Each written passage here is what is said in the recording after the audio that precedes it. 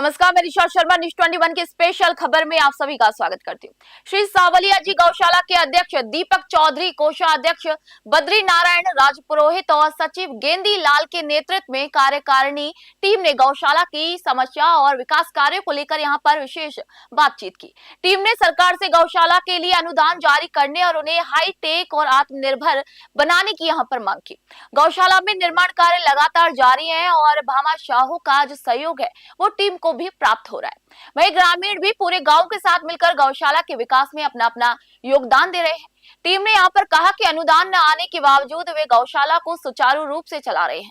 वहीं मुख्यमंत्री भजनलाल शर्मा को इस समस्या से अवगत कराया गया है। वहीं मोक्ष धाम गौशाला के पास ग्रामीणों की पहल से मॉडल मोक्षा धाम बनाया गया है। न्यूज 21 के वरिष्ठ संवाददाता सुनील खींची ने गौशाला टीम के साथ यहाँ पर विकास कार्य और चुनौतियों पर विशेष चर्चा की। और मैं आपके साथ सुनील खिची। दोस्तों, आपको पता है हर मुद्दा छोड़ के हम गौशालाओं से संबंधित मुद्दे उठा रहे हैं कि गौशालाओं में किस प्रकार की स्थितियां हैं, किस प्रकार मुद्दे मसले, और विशेषकर बात करें सरकारों की। सरकारें आती है जाती है, लेकिन इस गौशालाओं को जो अनुदान मिल रहा है वो अनुदान पर्याप्त मात्रा में नहीं मिल रहा है, क्योंकि अभी जो 22 और 44 रुपए जो अनुदान दिया जा रहा है वो पर्याप्त मात्रा में नहीं है। आज हम जी इस गौशाला के अंदर पूरा आपको व्यू दिखाएंगे कि किस प्रकार की स्थितियां हैं, किस प्रकार मुद्दे मसले हैं और क्या व्यवस्थाएं हैं। हमारे साथ मलजी जुड़े हुए हैं, उनसे खास बातचीत करते हैं। और विशेष तौर मैं इस गौशाला का आपको व्यू दिखाने से पहले एक मुद्दा है, बड़ा चिंता का विषय बना हुआ है, क्योंकि इस गौशाला का आपको पूरा अवलोकन भी करवाएंगे, पूरा इसका व्यू भी दिखाएंगे। 25 सालों से इसका जो अनुदान है वो नहीं आ रहा है। आइए जानते हैं इसका अनुदान किस प्रकार नहीं आ रहा है। निजी तौर से यहाँ के जो किसान मजदूर सब मिलके इस गौशाला को संचालन मंडल करते हैं, और 25 साल से अनुदान नहीं आने के कारण किन मुसीबतों का सामना करना पड़ता है। तो मलजी हमारे साथ जुड़े हुए हैं। सर, पहले तो हमारे चैनल में आपका स्वागत है। कैसे तो सर, कब से इस गौशाला का गठन हुआ है, कब से आप मेंटेनेंस कर रहे हो? बात कर रहे हैं सर, इस गौशाला में मान लो अनुदान नहीं आ रहा है, वो किस कारण नहीं आ रहा है, क्या मामला पूरा?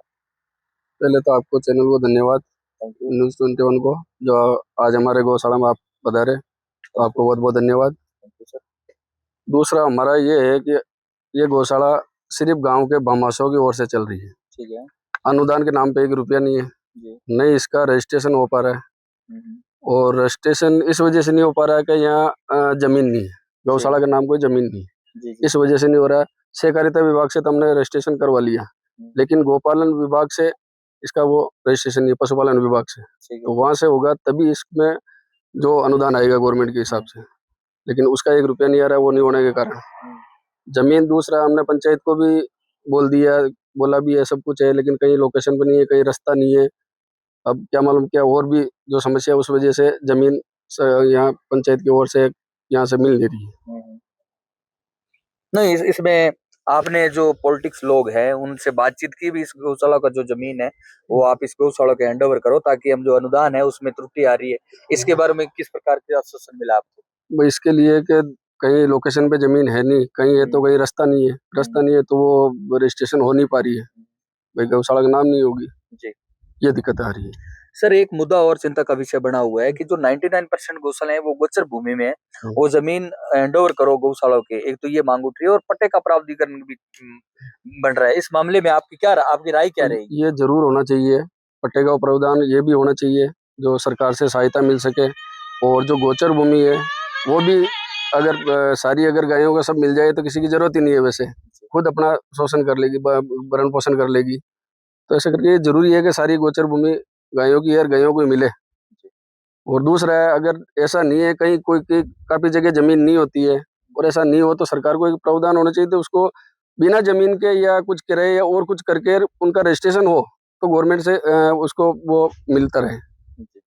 दूसरा सर, बात करें हाईटेक स्पेशलिस्ट गौशालाएं, जैसे आप गुजरात चले जाओ, वहां आपको गौशालाओं के अंदर लाखों करोड़ों के हिसाब से दूध और घी का परचेज करते हैं वो लोग, क्योंकि वो गिर गाय की नस्ल की बच्चे तैयार करते हैं, अच्छे नस्ल के सांड तैयार किए जाते हैं, और गोबर गैस के प्लांट दिए जाए, केंचुआ खाद के प्लांट दिए जाए, प्रजनन क्षमता और नस्ल सुधार पे ध्यान दिया जाता है।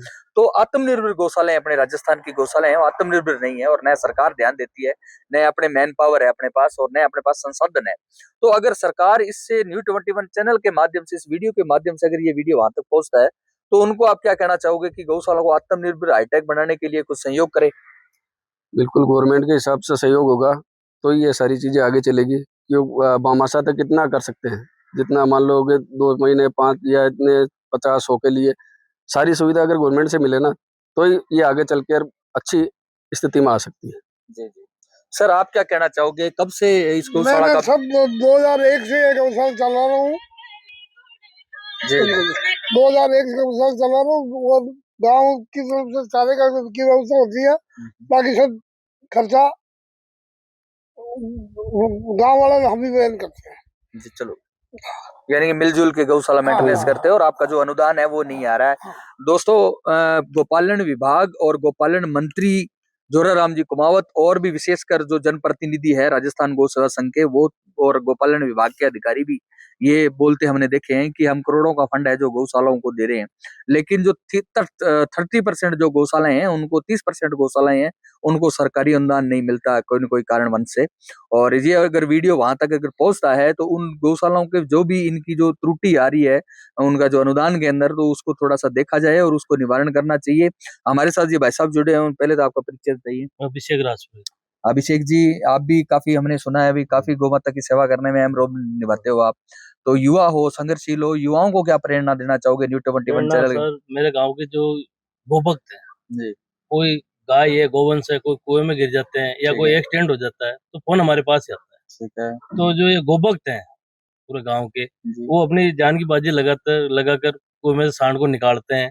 कोई गोवंश अगर एक्सीडेंट हो जावे तो उसको नागौर पहुंचाने की व्यवस्था ही हम गोभक्त 100, 200, 500, 1000 रुपए कर ये करते हैं। पहले तो मैं आपको बता दूं, पहले इस गांव को बहुत बहुत धन्यवाद है जो आज 20 सालों से गौशाला को चला रहा है। और उनसे भी ज्यादा अध्यक्ष जी है, ये पिताजी है, क्योंकि ये सब 50-60 हजार रुपए तो आज लेबर के आ रहे हैं, ये दे रहे हैं 8-10 हजार रुपए इसकी लाइट बिल, और इतनी बड़ी गौशाला लेके बैठे हैं 5-10 हजार रुपए तो मामूली 70-80 हजार रुपए हर महीने लग रहे हैं। अब ये क्या व्यवस्था कर रहे हैं, क्या नहीं कर रहे हैं, ये इनको पता है। गांव है, गांव से करीब नहीं करते 100, 200 वो चारे के पागले आते हैं, तो उसमें से किराया और भराई वो गौशाला एक ये मुद्दा उठ रहा है, जैसे आपकी 25 साल से आप एक पर्सनल गौशाला चला रहे हो, अनुदान जो नहीं आ रहा है आपका, अनुदान जमीन की वजह से नहीं आ रहा है। क्या मामला क्या है? जमीन नहीं है। जमीन नहीं। तो जमीन के लिए आपने भागदौड़ की, आपने क्या आश्वासन मिला? आश्वासन मिल रहा है, कर रहे हैं, यहाँ पंचायत भी कर रही है, कोशिश कर रही है, एमएलए साहब को भी बोला, वो भी पूरी कोशिश कर रहे हैं। मुख्यमंत्री जी को बोल रखा है। सूरत में एक फंक्शन हुआ था, हमारा छोटा भाई सूरत रहता है, क्या नाम है? अभी अजीत राजपुर, अजीत जोन के नाम से, और सब व्यवस्था गांव से भी हो रही है, वहां से भी फंड आ रहा है, या बाहर चौके ये भी लग रहे हैं तो ये भी वो भी लगा रहे हैं। और जो भी गोवंश है, इस गांव की भौगोलिक स्थिति ऐसी है कि ये चारों तरफ नदियों से घिरा हुआ है। ठीक है। तो बाहर से जो भी आते हैं गोवंश छोड़ के चले जाते हैं। आज हमारी भी आत्मा जलती है कि बाहर बाहर की गांव की वो थैलियां खा रही है, या कोई गोवंश 300-400 गोवंश बाहर है, 300-400 ये है, अगर 700-800 अंदर डाल लें तो इनको खिलावे क्या? ठीक है। और गांव वालों का तो सहयोग है ही है, हर 3 से 4 दिन लापसी बनती है यहाँ पर। मैं गांव से नहीं करते, साल भर में 7-8 लाख रुपए ले लेता हूँ। ठीक है। गोभी के, अपने लापसी के ले लो, हरे चारे के ले लो।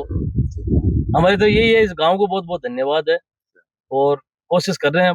ठीक है, बहुत अच्छी। और जो ये गोभक्त जो सेवा देते हैं, ये निःशुल्क सेवा है। ठीक है। और हम पे हमारे जो भी होती है हम पैसे भी देते हैं। ठीक है। तो हमारे गांव की ओर से सहयोग पूरा है, गोभक्तों की ओर से सहयोग पूरा है। बाकी जो सरकारी तंत्र है ना, उससे सहयोग नहीं है। क्यों नहीं है कि इनका अगर आधार कार्ड बना हुआ है, वोटर लिस्ट में अगर इनका नाम हो ना, तो इनका कल ही काम हो जाए, ये वोट नहीं दे सकती, बस यही कारण है। और सरकारें चलती इनके वोट बैंक इनके वोट जो इस मान लो राजनीति करते हैं वो गोमाता के ऊपर ही करते हैं। ये वैसे हमारे भाई है वो लगा रहा है, और भी बामाशा है, ये मूर्ति है ये भी लगवाई है, गांव के है, डूंगर सिंह जी है, वो है, एक सूरत के, ये सहयोग सबका है। पिताजी ने बोल दिया कि भाई ये करना है तो कर दो। अब एक पंखे के लिए बोला था, गांव में यहाँ 50-100 पंखे आ गए, यानी गांव गोमाता के लिए 24 घंटे तैयार है, कभी भी कोई भी काम हो। अगर गोपालन विभाग अधिकारी और गोपालन मंत्री या भजनलाल सरकार तक ये वीडियो जाता है, आपकी क्या विशेष मुद्दे क्या है आपके? हमारा यही है कि जो बाहर गौवंश थैलियां खा रही है और ये गौवंश है, तो ये सर को जमीन मिल जावे। हम कोशिश भी कर रहे हैं। एक बामाशा है, उन्होंने कहा भी है कि भाई मैं जमीन दूंगा, तो उसके पीछे भी कोई हो जावे, हम हमारी कोशिश कर रहे हैं। बाकी सरकारी तंत्र से कुछ नहीं मिला है। ठीक है। एमएलए साहब को बोल दिया, एमएलए साहब कोशिश कर रहे हैं, लेकिन वो जमीन पर आकर काम अटक जाता है। एमएलए साहब रामसूर जी लांबा साहब का बहुत सहयोग है, कर भी रहे हैं वो। तो कुछ एक चीजें ऐसी होती है कि वही उनके हाथ में नहीं हो, क्योंकि यहाँ से कुछ बनाकर भेजेंगे ड्राफ्ट तो आगे कोई कार्रवाई करेंगे, कार्रवाई आगे ही होगी। और हम जैसे गौ भक्तों को, या दीपक जी है, हम जैसे कोई गौ भक्तों को काम करते हैं तो लोगों को दिमाग में यह रहता है इनको कोई सरपंच बनना है, ये हमारी माँ है, इनका स्वार्थ है हमारा। हाँ, हमारा कोई स्वार्थ नहीं वो है। सोचते हैं अभी इनका हाँ। कुछ स्वार्थ होगा। मैं आपको 100 ऐसे केस बता दूं, ये अभी सांड है करीबन 7-8, ये कटने के लिए गए थे बाहर, तो पुलिस वालों ने लाकर इनको 8-9 को यहाँ छोड़ दिया। तो हमारा क्या फर्ज बनता है, इनको वापिस छोड़ दो, उनको बांध रखा है, सेवा हो रही। गांव से भी लाते हैं, उनको भी पता है कि भाई गौशाला में फंड नहीं है, तो जो बदमाश सांड है वो लाकर खुद गौशाला में डाल देते, तो उनकी सेवा भी हम ही करते हैं। सेवा हमारी तरफ से पूरी हो रही है, सेवा का ही है, बाकी सेवा और का कोई ही है। यहाँ से इनकम कोई है नहीं, इनकम कुछ है नहीं। भाई ऐसी कोई इनकम नहीं है कि यहाँ से दूध सप्लाई होता हो, ऐसा हो। जो बाहर अन्य से जो source नहीं है। हाँ बाहर से जो गोवंश घूमते हैं वही यहाँ अंदर रहते हैं, तो उनके कोई दूध का वो नहीं रहता है। कैसा है, ज्यादा से ज्यादा ये गाय चराने वाले उनके चाय बनाने के लिए दूध इतना हो जाए। नहीं, आपकी वो अच्छा है। विशेषकर आपकी गौशाला को लेकर क्या मांग है आपकी? विशेषकर हमारी यही है कि हमें जमीन आवंटन हो इसके लिए, और सरकार से फंड मिले, तो हमारी गौशाला अप हो जाएगी। कि इतना सारा अगर गांव से मिल रहा है और बाहर से भामाशाहों से मिल रहा है, और इससे डबल गौशाला सरकार से मिलेगा, तो वैसे ही अप हो जाएगी, कोई दिक्कत नहीं। और फिर उसमें नस्ल सुधार का सारा काम चलेगा, क्योंकि अभी तो है ही नहीं हमारे पास, तो क्या चलाएं हम। ये स्थिति, हम तो बस रख रखे इसको और वह चला रहे, जो स्थिति है, ये भूखे नहीं रहे।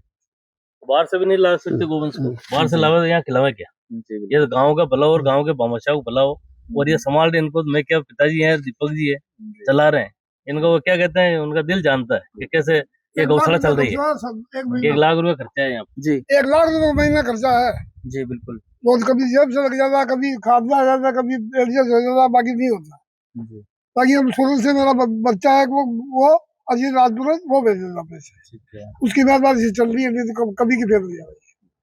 ये 3 सेट उसने लगवाए, ये 3 सेट लगा, 4 ये 4 दीवार, ये ऑफिस, ये रसोई, सब उसने करना है। उसके उसने करीब 40 लाख रुपए लगा दिया आज तक गौशाला। उन्होंने तो ये कह रखा है कि आप चलाओ, जब जितना चल रहा है वैसे चलाओ, कम पड़े तो मुझे बोल दो, जब तक आपसे एडजस्ट हो रहा है वो करते रहो, फिर भी नहीं आए तो मुझे बोलना, मैं भेज दूंगा पैसा, लेकिन चलाओ इसको। भामाशाह की ओर से 3 सेट भी बनेगा उधर जी, करीबन 4-5 लाख रुपए खर्चा है जी। तो उन्होंने भामाशाह का भी हमारा नाम नहीं आना चाहिए, आप तो 3 सेट लिखो, उसमें पब्लिक सेट नहीं चाहिए। नहीं, पब्लिक सिटी नहीं, 4-5 लाख रुपए लगेंगे। गाँव का भामाशाह बहुत बढ़िया है, और इस गाँव के भामाशाह को धन्यवाद है कि ये चल रही है, वरना ये कब की उड़ जाती। इस वीडियो को लाइक करें, कमेंट करें, शेयर करें। और दोस्तों, हम आपको गौशालाओं की जो भी प्रणाली है वो आपको दिखाते रहते हैं। गौशालाओं में किस प्रकार की स्थितियां हैं, किस प्रकार मुद्दे मसले हैं, क्या व्यवस्थाएं हैं, हम आपको दिखाते रहते हैं। और इस गौशाला का मैं आपको व्यू दिखाऊंगा आगे कि इसमें किस प्रकार की व्यवस्थाएं हैं, किस प्रकार मुद्दे मसले हैं और क्या समस्याएं। अनुदान नहीं होने के बावजूद भी इस गौशाला पूरी संपन्न गौशाला मानी जाती है और हर सुख सुविधा इस गौशाला में मौजूद है। जी सर। गांव की बात करूं मैं तो ये 2 महीने गोवंश के लिए बहुत खराब आते हैं, मतलब ये धूप में तो उसमें क्या है, ये हरे चारे की मेरी गाड़ी लगती है, वैसा हरा चारा 8-9 हजार रुपए का आता है, और मैं गांव से आसपास में 4,000 रुपए में चारा लेके आता हूँ। 2 महीने तक गाड़ी मेरी बिल्कुल निःशुल्क है, 1 रुपए नहीं। पिताजी है, कभी तेल डला देते हैं, चलता है। मैं करीब 70-80 हजार रुपए डीजल जलाता हूँ 2 महीने में। बाकी वो 70-80 हजार से करीबन 3 महीने तक हरा चारा सुबह शाम रोज आता है। 3 लाख हो गया। 4 लाख रुपए का भी 3.5-4 लाख का चारा भैया, यानी आप गरीब तबके का आदमी हो, आपकी स्थिति नहीं 8 हजार की, तो 4 हजार तो कोई दे सकता है। तो ये हमारी और गौशाला की ओर से पहले है कि 4 हजार में इन गोवंश को हरा चारा मिल जाए।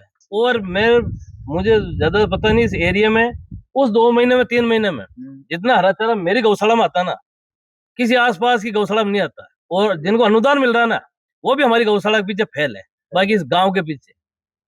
गांव को जब भी बोल दिया कि हमको पेमेंट चाहिए, गांव लगाओ, हाजिर रहते हैं, हाजिर रहते। इस वीडियो को लाइक करें, कमेंट करें, शेयर करें और आगे इस वीडियो का मैं अवलोकन करवाता हूं, आपको पूरी गौशाला का कवरेज दिखाते हैं। जुड़े रहिए हमारी न्यूज़ 21 के साथ। मैं सुनील खिची, कैमरामैन पर्सन गणेश के साथ। इस वीडियो को लाइक करें, शेयर करें, ज्यादा से ज्यादा। थैंक यू, जय हिंद।